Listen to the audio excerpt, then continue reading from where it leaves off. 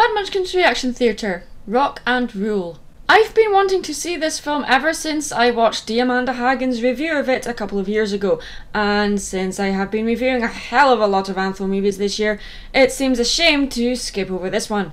Rock and Rule was originally released in 1983, and as the title blatantly implies, the movie is a rock fable about a superstar's quest for power.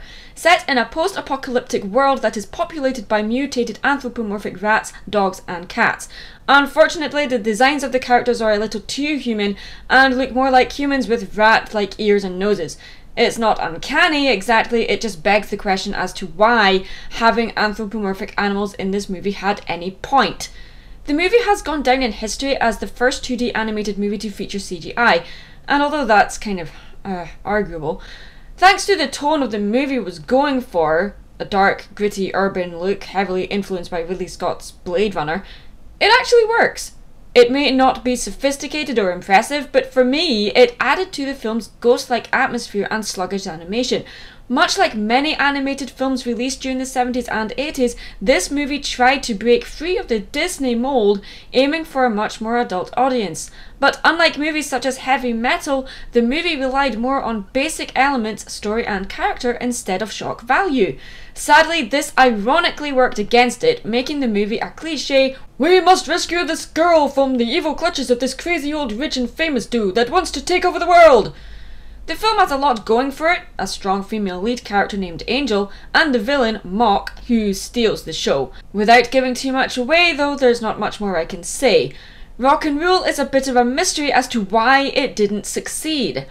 All I will say is that perhaps this movie was a little too offbeat in its timing of release, being buried underneath far superior rock and roll themed animated movies released around the same time. It's definitely my kind of movie with its haggard weirdness and drunken style of animation, but at the same time, it didn't really leave much of an impact.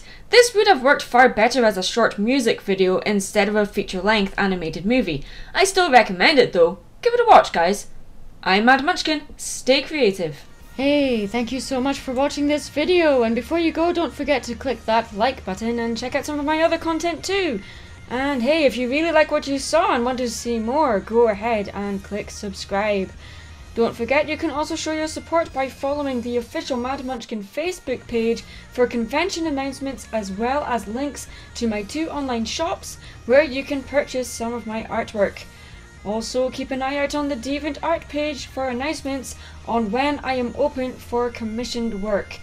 Don't forget you can also show your support by becoming a Patreon on my Patreon page where you can win exclusive rewards like badges, stickers, discounts on commissions and limited edition personally signed prints, as well as giving me ideas for what to cover in future videos. Thank you so much for watching and see you again soon.